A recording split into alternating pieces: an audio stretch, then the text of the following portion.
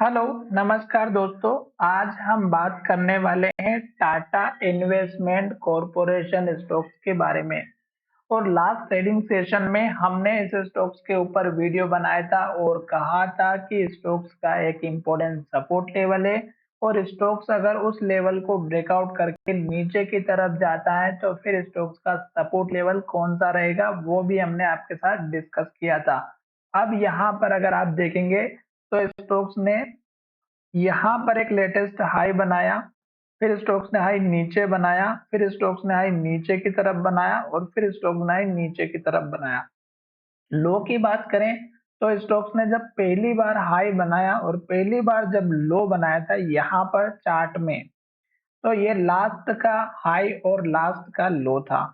अब लास्ट का लो अगर ब्रेकआउट होता है तो स्टॉक्स नीचे की तरफ जाता है और अगर लास्ट का हाई ब्रेकआउट होता है तो स्टॉक ऊपर की तरफ जाता है।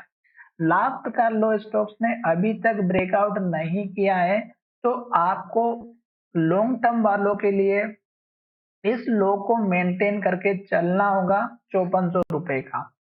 यहीं पर अगर आप देखेंगे तो 200 डेज का मूविंग एवरेज भी है जो सपोर्ट के लिए खड़ा है और स्टॉक्स को नीचे नहीं जाने देगा। अब यहाँ पर देखिएगा ये स्टॉक्स ने पुराना लो था 5900 का, स्टॉक इसके पास आया और स्टॉक्स ने यहाँ पर 5850 का लो बनाया और दूसरे दिन स्टॉक्स ने इस लो को नहीं तोड़ा और स्टॉक यहाँ से फिर से ऊपर जाते हुए दिखाई दिया। अब स्टॉक्स का जो टारगेट था वो स्टॉक्स का पुराना वाला लो था जो 6380 के आसपास का था।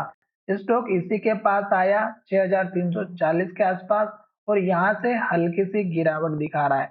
तो अब आपको ये समझना जरूरी है कि अगर स्टॉक को यहाँ से ऊपर की तरफ जाना है या अप ट्रेंड को फॉलो करना है तो एक तो इस लो को नहीं तोड़ेगा 5850 को और दूसरा स्टॉक जो लो है वो ऊपर की तरफ बनाएगा और यहाँ पर ये जो लो बनेगा ये लगभग हमारा इस कैनल के लो के आसपास का ही बनना चाहिए। क्यों? क्योंकि स्टॉक ने यहाँ पे पुराना हाई भी बनाया है 6100 का और यहाँ पर इस कैंडल का लो 6067 रुपए का है।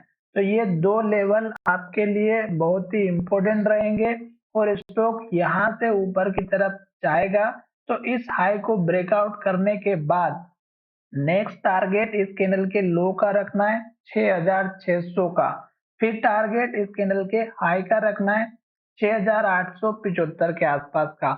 अब स्टॉक जैसे जैसे ऊपर जाएगा आपको टारगेट अपने हिसाब से डिसाइड करना है, खास करके रेड कैंडल में एंट्री नहीं लेना है। जैसे यहाँ पर एक के बाद एक रेड कैंडल बनी थी वैसे अभी यहाँ पे दो रेड कैंडल बन चुकी हैं। अगर ये रेड कैंडल अभी भी कंटिन्यू रहेगी तो इंतजार करना है और साथ ही छोटा सा स्टॉप लॉस अगर आप लेकर के चलेंगे तो इस कैंडल के लो का रखिएगा, क्योंकि अब ये लो टूटेगा तो फिर आप देख सकते हैं कि स्टॉक में सपोर्ट लेवल 5400 का है और फिर स्टॉक इस सपोर्ट वाला जो लेवल था इसका भरोसा तोड़ देगा और स्टॉक नीचे जा सकता है। पर फिलहाल हमें घबराने की जरूरत नहीं है क्योंकि स्टॉक में 200 दिनों का मूविंग एवरेज बहुत ही स्ट्रांग होता है किसी भी स्टॉक के लिए। तो थोड़े से दो चार पॉइंट को समझिएगा, स्टॉक ऊपर जरूर जाएगा।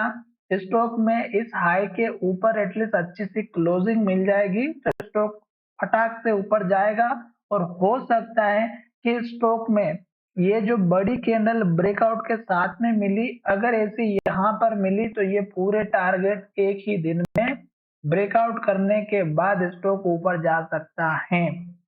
वॉल्यूम बहुत इंपॉर्टेंट होता है तो वॉल्यूम आप जरूर लेकर के चलिएगा। नीचे चार्ट में मैंने यहाँ पे नहीं लगाया है पर जब भी ब्रेकआउट करना होता है तो वॉल्यूम के साथ ब्रेकआउट होता है।